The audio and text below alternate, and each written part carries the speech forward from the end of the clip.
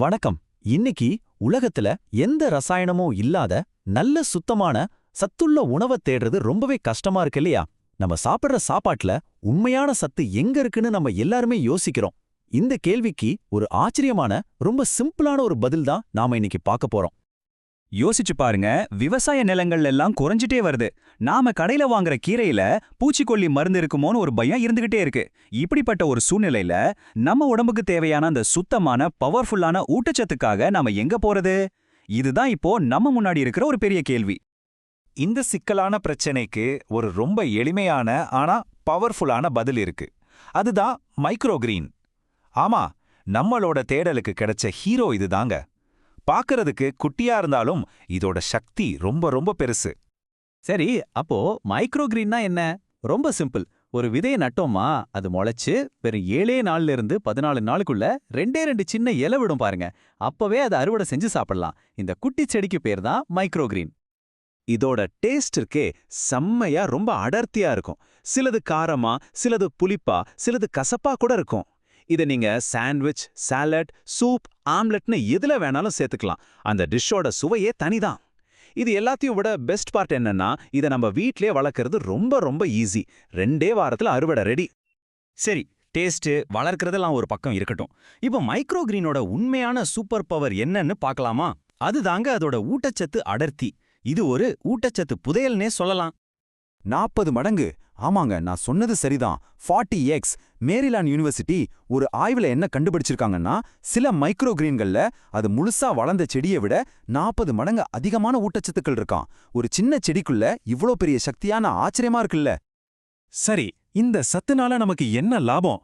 இது cancer, Alzheimer மாதிரி நோய்கள் வர்ற ரிஸ்க குறைக்குது.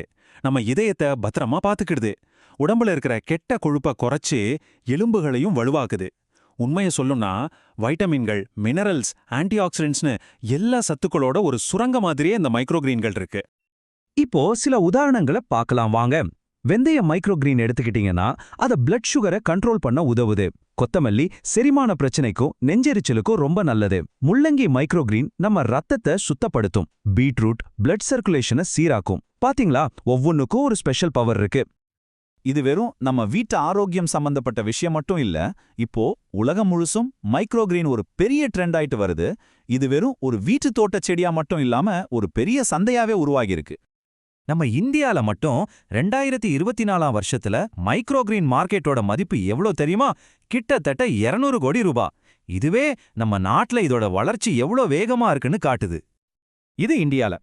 இதுவே உலக அளவுல பார்த்தா 2030க்குள்ள மைக்ரோகிரீன் மார்க்கெட் சுமார் $2 பில்லியன் தொடும்னு கணிக்கிறாங்க.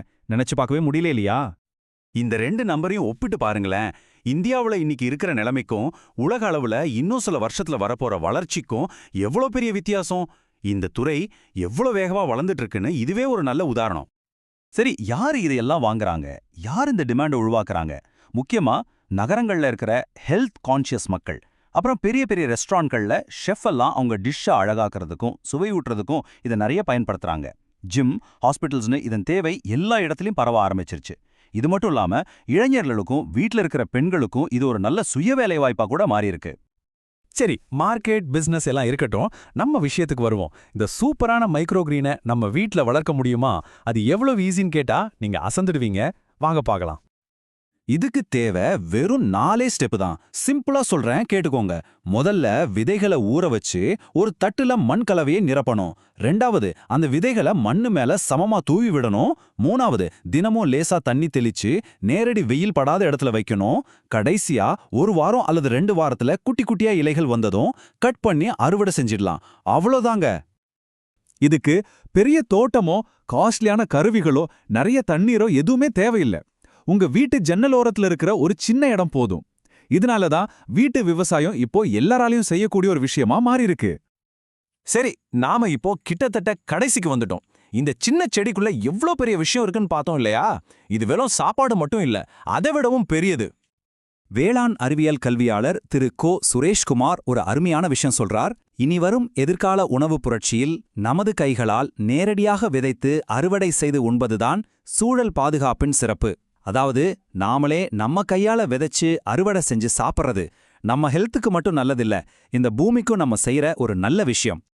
இவ்வளவு நன்மைகள் இவ்வளவு ஈஸியா வளர்க்கலாம் எல்லாம் தெரிஞ்சுக்கிட்டீங்க. அப்போ உங்க வீட்ல ஒரு சின்ன உணவு புரட்சிய நீங்க எப்போ ஆரம்பிக்க போறீங்க? பதில் உங்க கையில தான் இருக்கு. யோசிங்க.